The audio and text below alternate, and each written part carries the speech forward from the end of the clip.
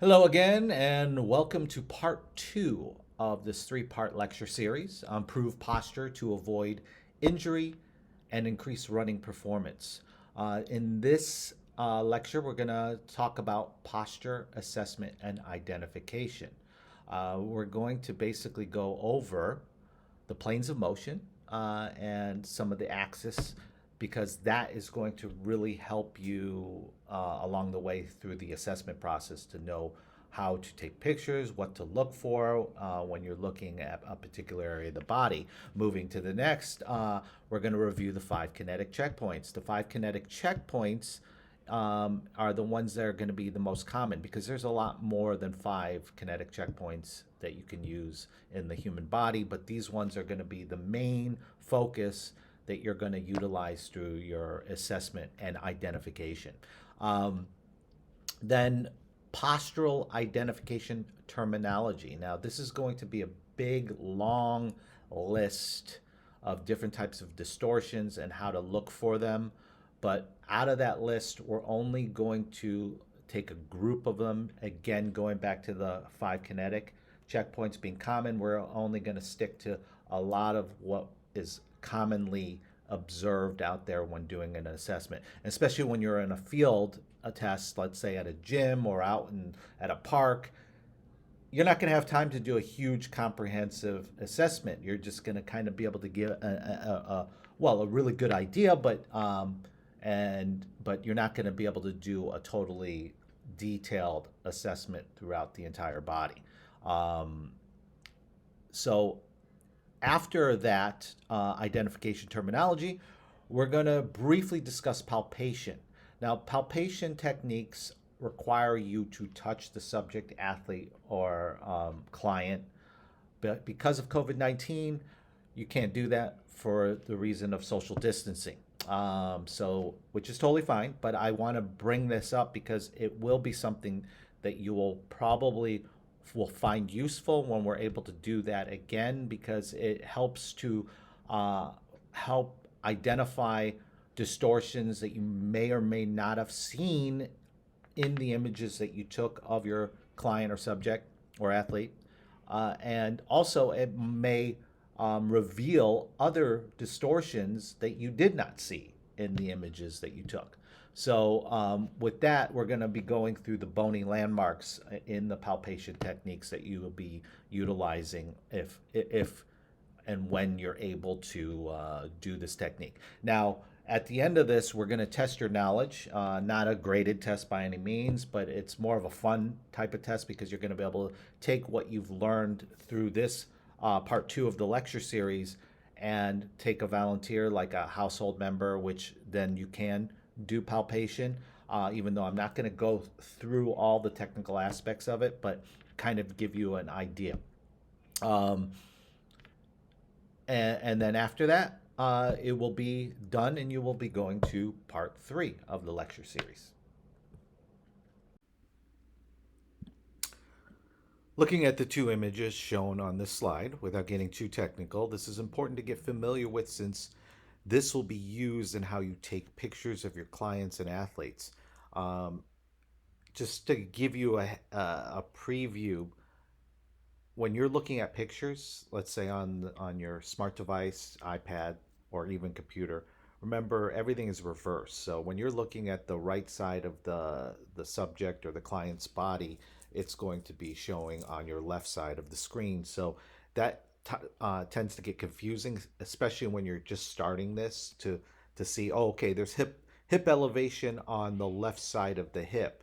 Well, that's going to be most shown or represented on the left side of the screen when you're looking at the frontal view. So when you're looking at the frontal view from the front, if you go to the back, then it becomes where it matches. So again, it will be something that will take practice in doing. So moving forward, so you see the three um, images total, but the two images, the one where it shows the 3D view of the planes of motion, and then on the far right of your screen, you're going to see some stick figures. Um, I'll get to that middle image very shortly. But remember, when you're looking at and identifying posture, you want to be able to identify, am I looking at the frontal view? And when you're looking at the frontal view, you're going to be looking at both sides. When you're looking at the sagittal view, which is laterally from looking at the side of a person, you're going to also want to look at the both sides. And then this is where it kind of gets confusing. It might be a little bit different from what you might have learned in the past about transverse plane, but this is basically looking down from above. So looking at the stick figure and that arrow on the slide, it kind of shows you how to see the relationship with what you're going to be looking at in regards to rotational distortions. That's going to be a big factor in some of the postural assessment that you're going to be looking at. So try to keep in mind what that is when we're moving forward, but I will bring this up again. Let's go over the kinetic checkpoints. Now, these are just the ones that we're going to go over here. There's other types of kinetic checkpoints that are more comprehensive, but for the purpose of this lecture, I just want to go over these because this is what you're going to be seeing later on down the road when we start doing the assessment and in terms of the practice or test your knowledge portion at the end of this lecture. So the kinetic checkpoints, foot and ankle. So you could see by the image over on the left side of your screen, the foot and ankle. So you're looking at here the foot and ankle frontal view and sagittal. So remember, obviously, you're going to be looking at both feet bilaterally, and you're going to be looking at both sides laterally, left and right, right or left, whichever you prefer. Then when you go just below the feet, you see obviously the picture representing the knees. That is frontal view and sagittal. Again, bilateral, looking at both knees, left and right, laterally, left and right. So, and in some cases, you'll obviously get to see the knees from behind when you take your photos or your images, and that sometimes can play a part in helping to confirm certain distortions that you've seen. Then if you go back up to the top right next to the foot and ankle pictures or images, you're going to see the hips. That is frontal view.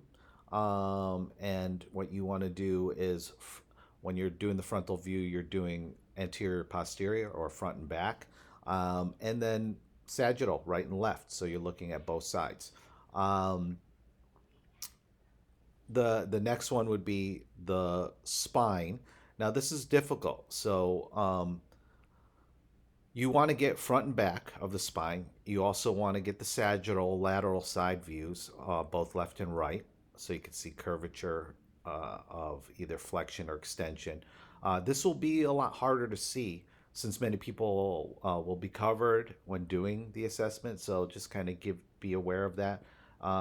But these are best viewed with form-fitting clothing. And then even having men take off their shirts if they feel comfortable doing it, and then women wearing either a tight fitted shirt, or if they're comfortable wearing a sports bra. So you'll be able to see, especially from the back view, you're going to obviously see the outline of the spine, depending obviously, but that is going to be important because you want to be able to see how the spine sits between the shoulders and the hips. And then going to the shoulders, you're going to be looking at obviously the frontal view, both front and back, so anterior, posterior, and then also the lateral views to see both left and right. And then, what you're going to be looking for is obviously if the shoulders are rolled forward in the back view, and you're going to be in the frontal view, but in the back side or the posterior, you're going to be looking how the scapulas are sitting. So that's basically the kinetic checkpoints that you're going to be wanting to get yourself familiar: foot and ankle, knees, hips, spinal column, and shoulders.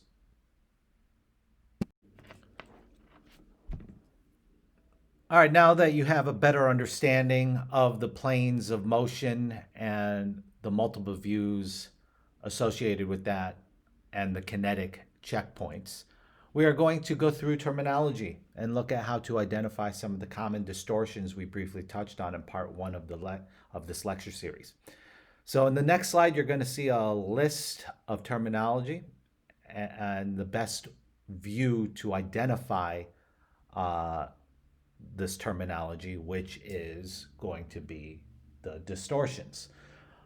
Some of the example of these distortions would be simply like posterior pelvic tilt, anterior pelvic tilt, elevated hip, pelvis, frontal view.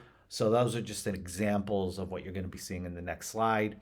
Um, Again, this will take some time to learn unless you have a background in physical therapy, chiropractic care, or corrective exercise and rehabilitation.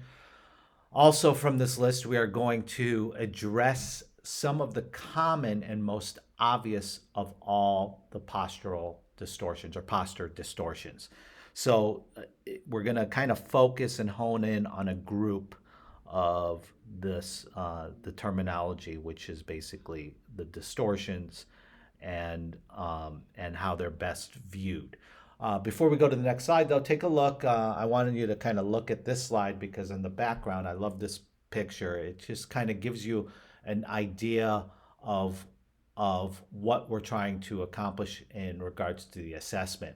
You can see in some of those pictures, you're going to see the man having some hip elevation. You're going to see some rotation in one of those pictures. If you look at some of the arrows showing the direction, the woman, you're going to see the posterior pelvic tilt on that far right-hand side. So this just kind of gives you an idea because, again, this is going to be very important to understand when we move to the next part three of this lecture series when we're trying to put it all together so you can have an idea of how these distortions will play a part, obviously, in avoiding injury and then also increasing running performance.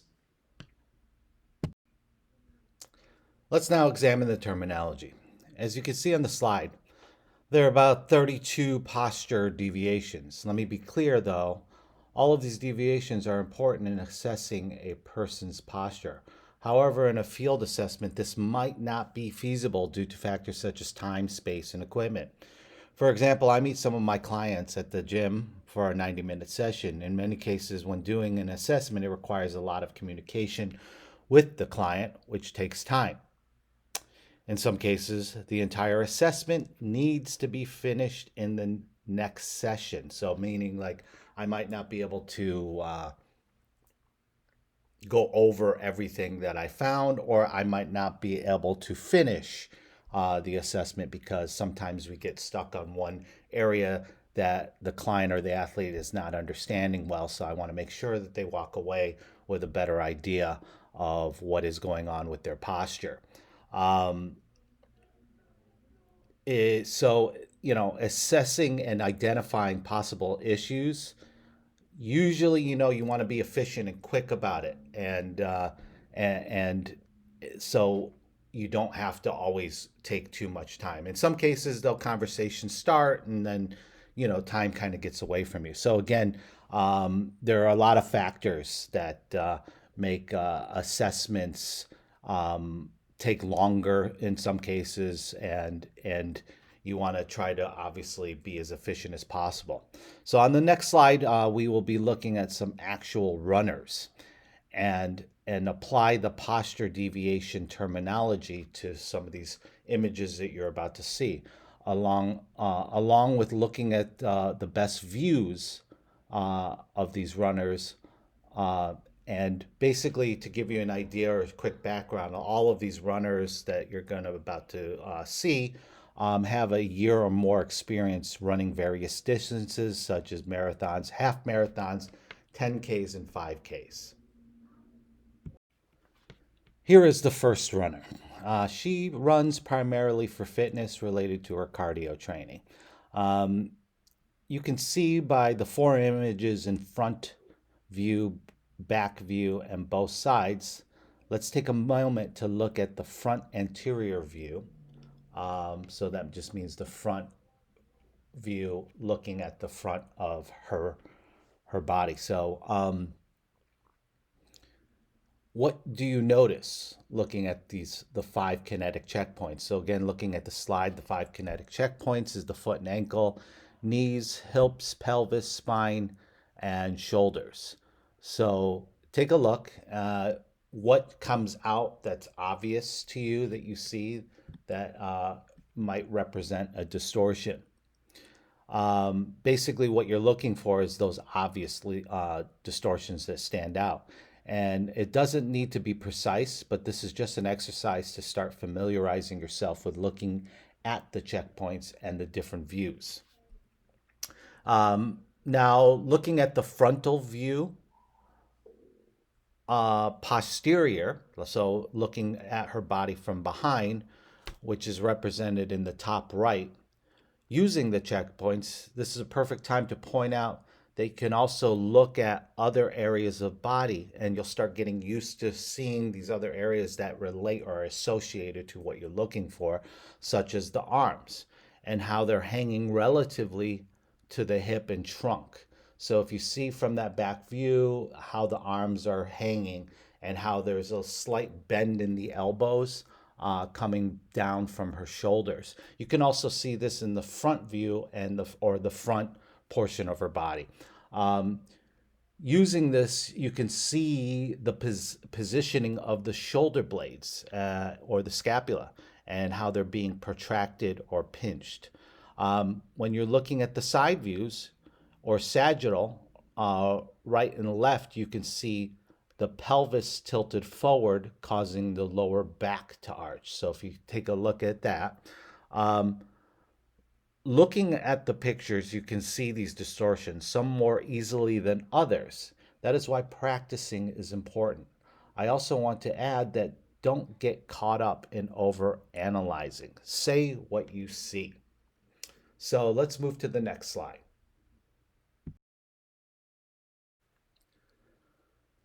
All right, so taking the same images and now putting them against a grid with a vertical and a horizontal line. Notice that the vertical line in green is centered evenly between the ankles in the frontal views of both anterior and posterior, the front or back. Notice the vertical line in the sagittal view or the side view is lined up slightly in front of the malleolus or the ankle bone, going straight up. And you can also see these in the illustrations in the bottom left-hand corner of what the ideal posture is. So you can use that image right there against the actual photos of the runner to kind of see a comparison and the differences to the ideal posture to the actual standing static posture that you see in the images.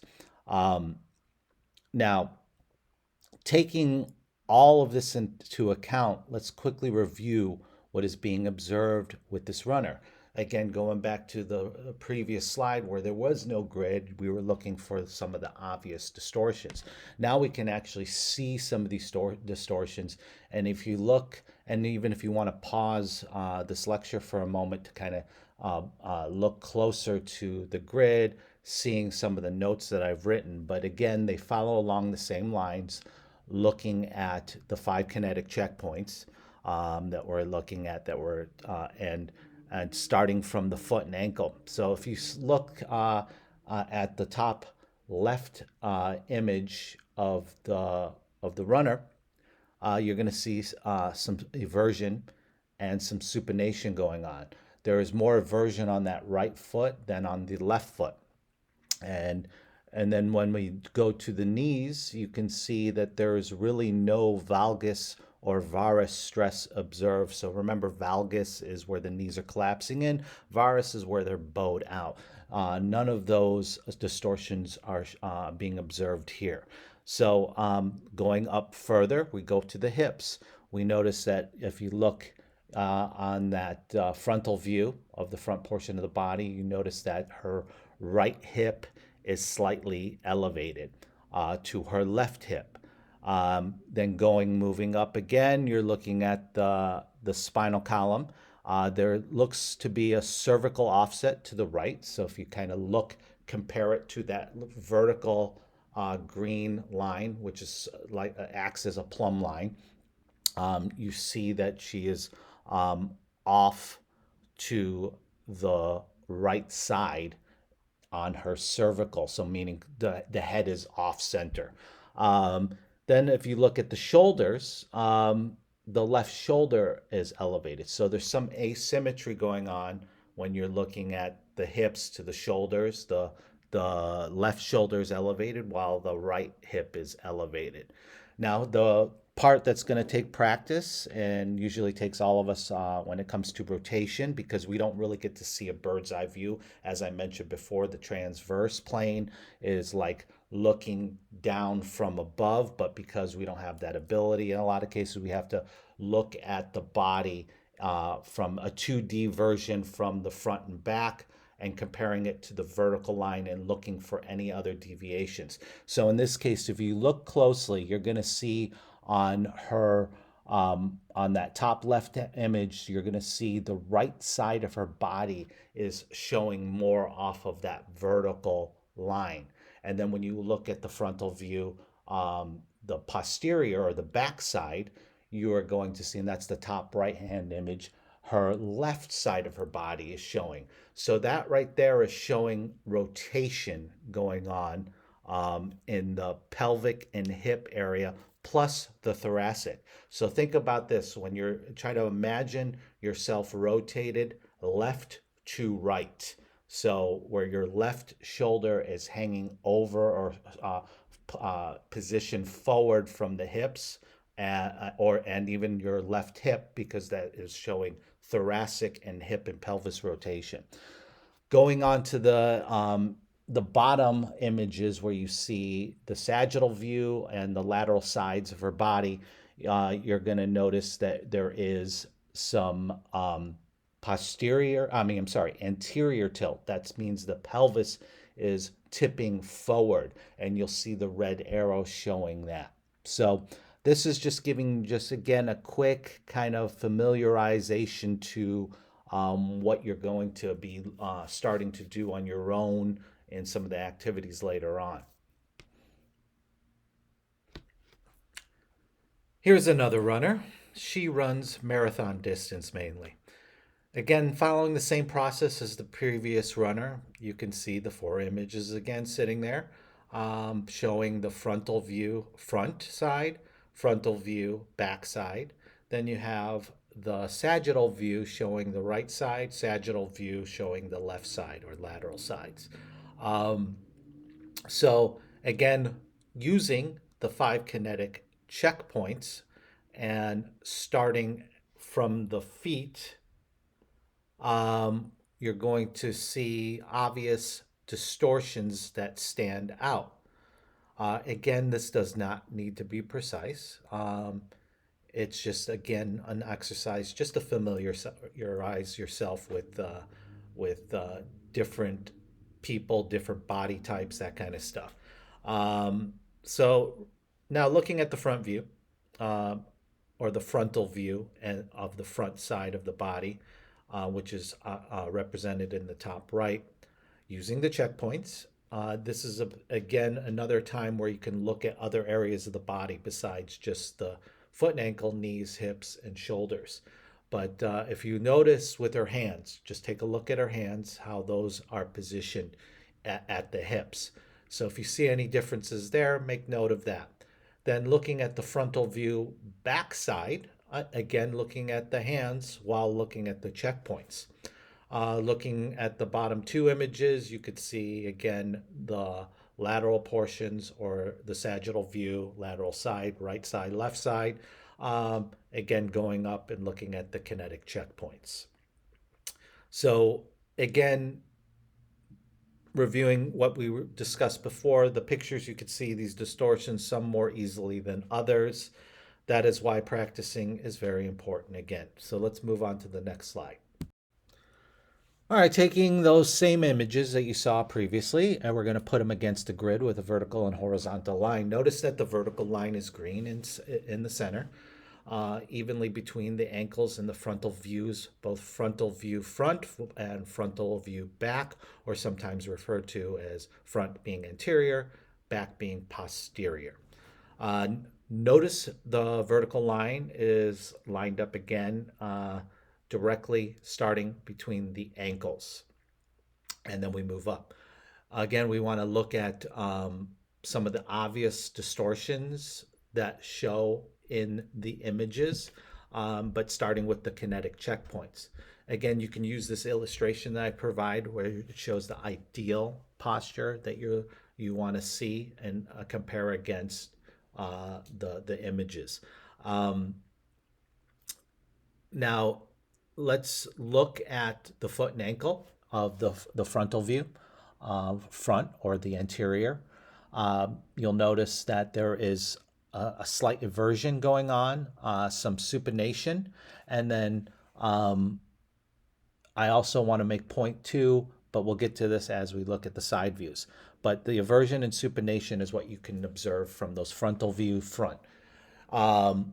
When you also go down up to the knees, you can also see there's some valgus stress. Remember, valgus stress is where the knees collapse inward or knock-kneed.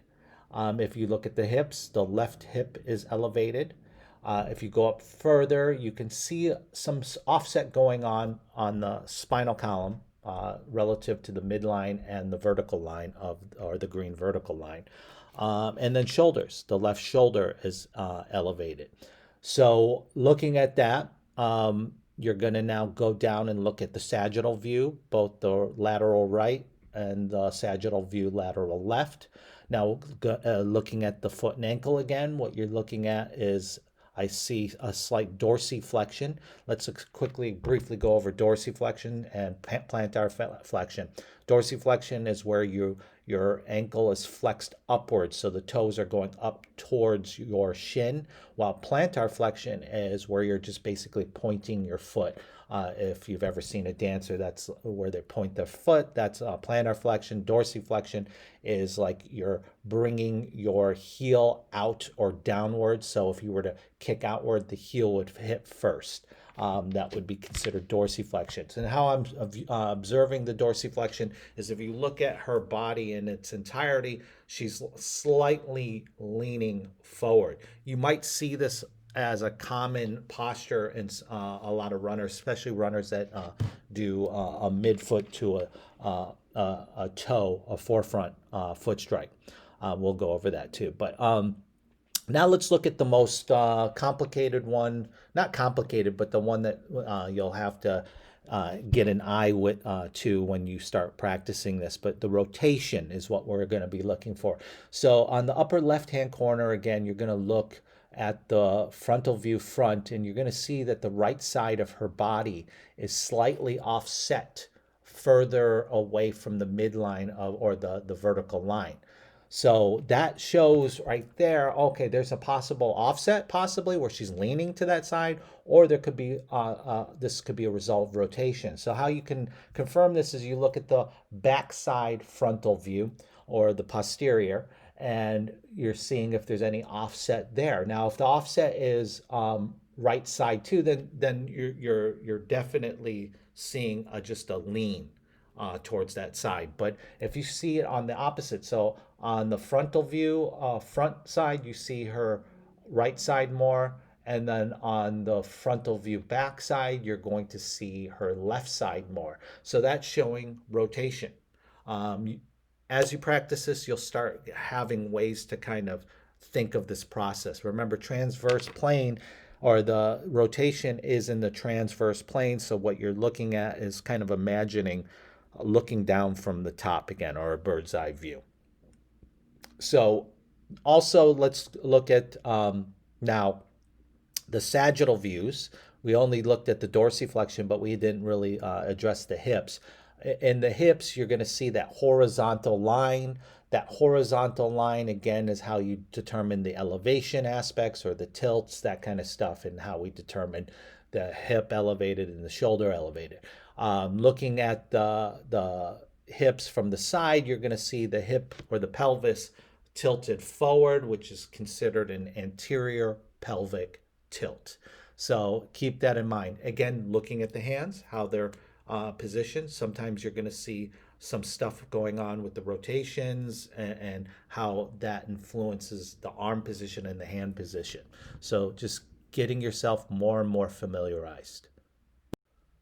All right, so here's another runner. She runs multiple distance. She's not primarily, don't believe she's ever run a full marathon, but she's run quite a few half marathons. But she runs multiple distances, anywhere from 5K to half marathons. Again, following the same process as the previous runner.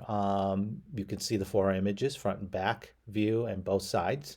Let's take a moment, again, looking at the the frontal view anterior, or the frontal view front, which is represented by the image in the top left.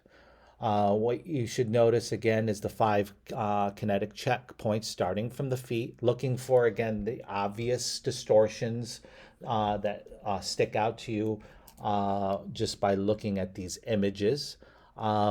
Looking to see if maybe there's any rotation or possible rotation. Again, that can be done by looking at the arms and the hand positions relative to the hips, that kind of stuff. There's other ways. You can also look at the feet position, but sometimes the feet is not an accurate prediction of rotation, because when you're doing these field tests, you'll notice that when you tell them to stand front and then you tell them to turn left, sometimes that can decrease the validity of how the foot placement will show any kind of rotation.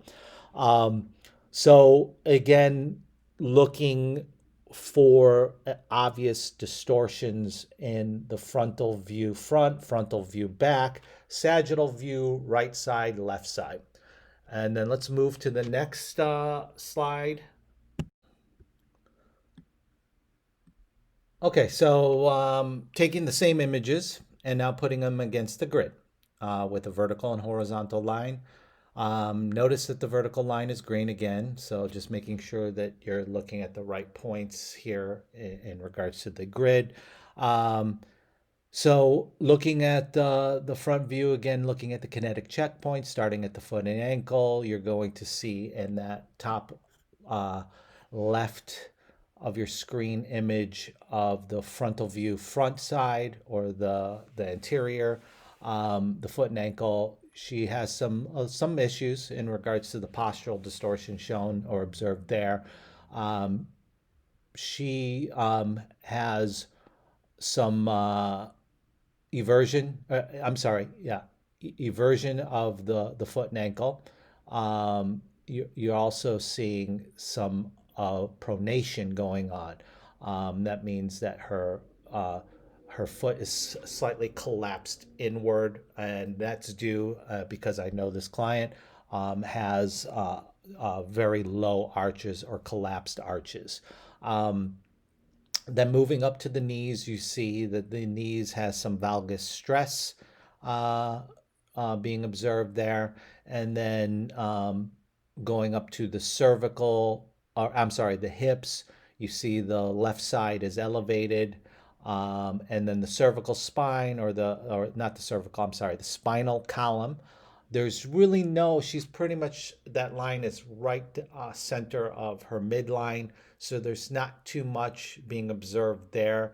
There is a little bit of the right side showing a little bit more in the trunk area. It is hard to see, but you can definitely see it when you look at the back view.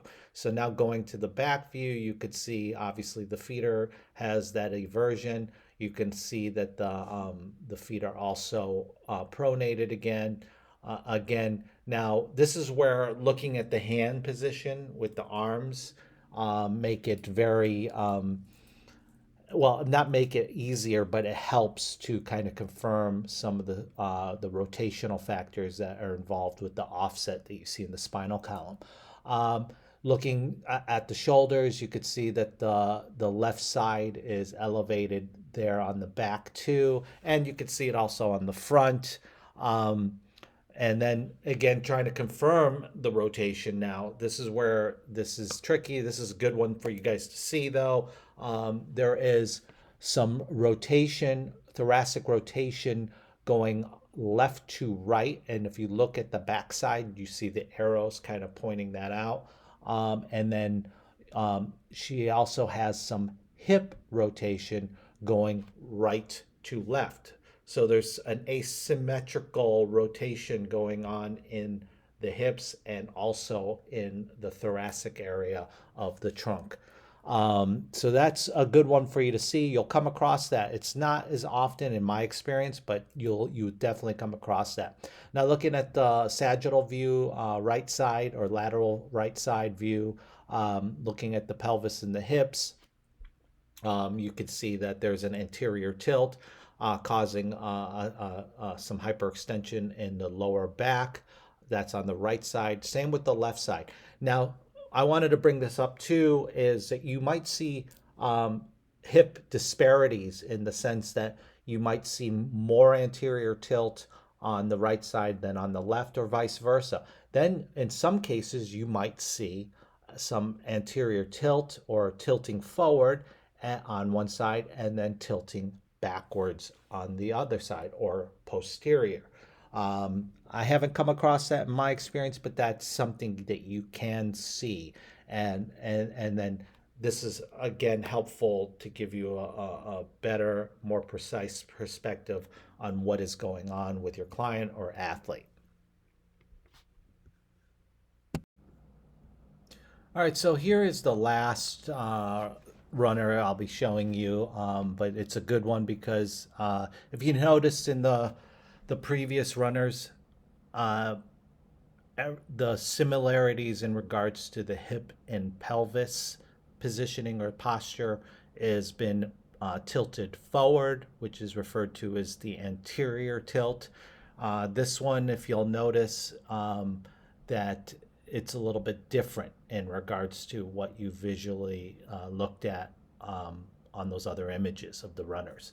So again, following the same process as the previous, looking at the kinetic checkpoints, looking for the obvious postural distortions from the frontal view and the sagittal view, and then seeing if there's any indication of rotation going on. Again, foot and ankle, knees, hips, pelvis, spine, and shoulders. If you look here, I just wanted to point out that also a lot of times when someone has a anterior tilt of the pelvis, you'll see hyperextension in the lower lumbar region or the lumbar spine. That is not the case here. If you look closely, there is more of a less of a curvature and more of a flat back type of positioning. So let's move to the next slide. All right, taking the same images now, putting them against the grid again, looking at the vertical and horizontal line. Notice that the line this time is not green. That's just because of the software I'm using, or the app that I'm using is a little different on this particular image.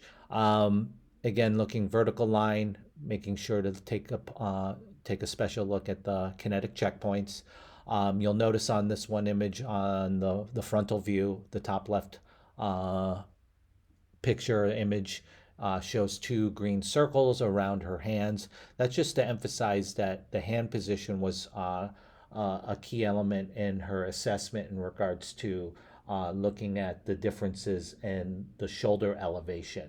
At one point in time, she had a higher elevation in the left shoulder, which put her hand position much higher relative to the hips.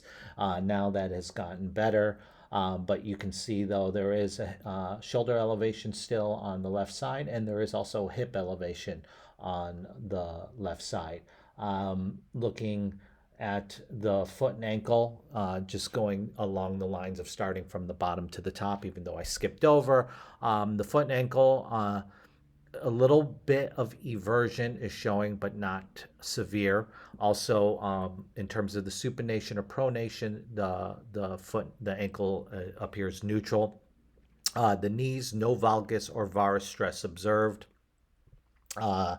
When we're looking at rotational factors, there is a little bit of rotation showing up. If you look at the frontal view or the front view, the frontal view front, you will see that there is a little bit of the right side of the body is showing more or offset to the center vertical line of the midline of the body. Then when you look at the frontal view back view or the frontal back view, then you see again the offset is also there more on the right side. So remember, when you see rotation, it's usually going to be opposite: left on the front, right on the back, or vice versa. If it's right on the front, it will be left on the back, and that determines the direction of the rotation. In this case, it's a left to right rotation.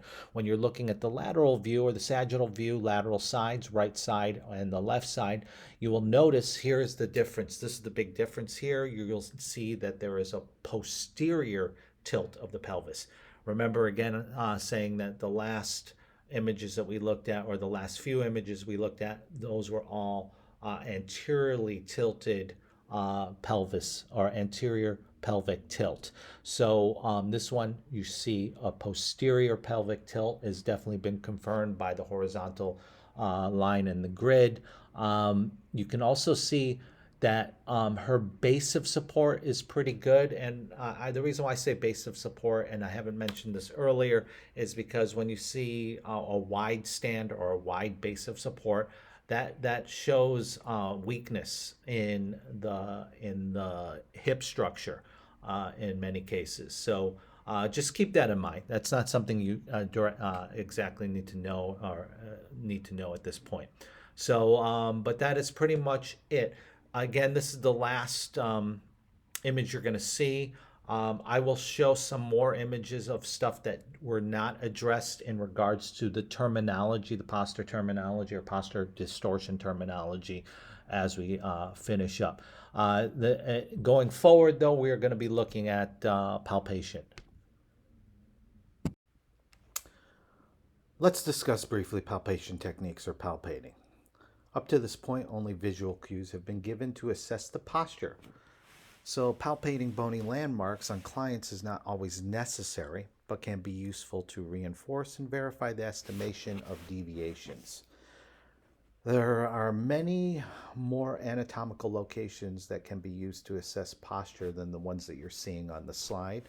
But as mentioned before, you need to be fast and efficient with your assessment, and covering all these areas will require a lot of time, not to mention high levels of skill and experience. As you can see on that little picture on the slide, someone is using a palpation meter, which is used to assess pelvic tilt. So as you can see, there is a lot of equipment and skills necessary to use palpation technique, but we are going to use more of an abbreviated version in this particular discussion. Now, when doing palpation, your client's comfort level is always very important. Be sure to ask permission and let them know why you need to palpate and what you're looking for by palpating. If the client is not comfortable in any way, shape, or form, you will simply have to work around this. And again, going back to, really being comfortable with the visual aspect of identifying posture deviations. So that's just first and foremost the best skill to really learn first. Again, palpating just helps to reinforce or confirm any of the deviations that you might visually see during the visual inspection or identification process. Now, as I mentioned, because of the current health crisis, you will not be able to perform this on your clients while following the current guidelines. Obviously, 6 feet distance, wearing gloves, wearing masks, so on and so forth.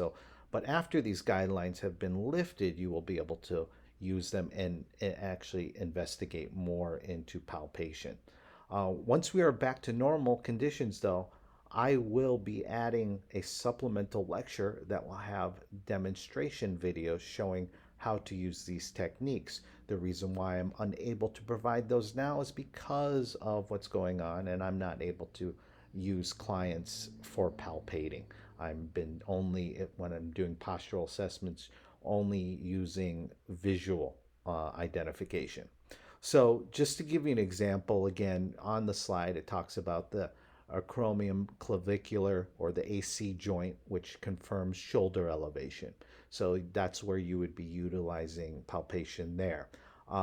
Then when you're looking at the spinous process of the vertebrae, that confirms more of flexion and extension.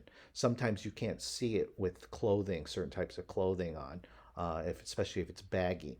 Then when you're looking at the erector spinae muscles, it helps to confirm rotation of the trunk. Then you have the ASIS, which stands for the anterior superior iliac spine on the front of the pelvis, and this confirms pelvic tilt. And then also it also confirms rotation. Again, I can't really show you this, but I can give you some idea, general idea. The PSIS, the posterior superior iliac spine, on the rear of the pelvis confirmed pelvic tilt and then again rotation. Then the patella or the kneecap confirms femur rotation. So when you expect this, you can identify internal or external rotation of the femur from the hip joint. So that's pretty much it when it comes to the palpating. Obviously, demonstration is going to be the biggest part of learning, and not only demonstrating it, also trying it yourself and applying it to yourself. That will be the best way. So let's move forward. Next slide, we're going to do an activity, but the activity is not going to be obviously about palpating, but more about doing some visual cueing or identification, posture identification. Okay, so this is your opportunity to test what you've learned so far. For this exercise, I highly recommend that you download the apps that I've described on the slide, as you can see there with the images, the hashtag grid, and then the artist grid. So the hashtag grid is for iOS, artist grid is for Android. What this allows you to do is put an image onto the grid.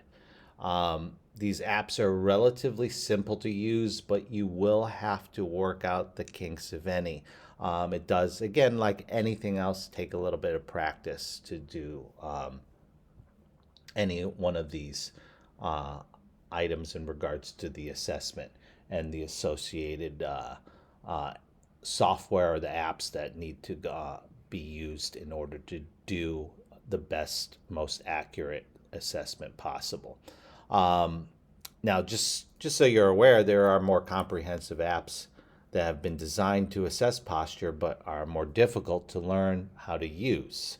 An example of this app that I have actually is Posture Screen Mobile, which is a short, well, for short is PSM. It's very detailed in analyzing deviations through measuring how far distortion is off by using imperial metric measurements. So let's say an offset of the cervical is off, it will measure 0.15 inches from the midline. So just that just gives you an example of it.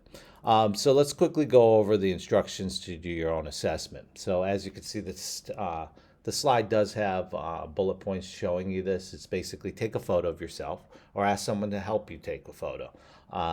It's not like a selfie. You have to do some preparation in getting that right angle. This picture was provided here on this slide just to kind of give you an idea. Also, it has another purpose. But so take that photo and then go and, again, I recommend download the Grid app for iOS and the Artist Grid for Android and play around with that.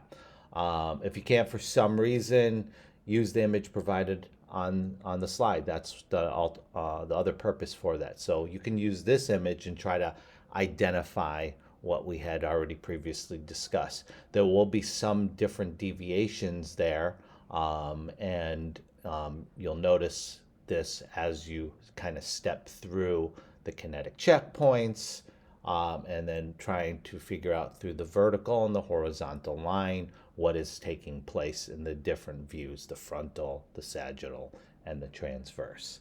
So next, you would want to examine the images like I was discussing with you, and then write down what you see.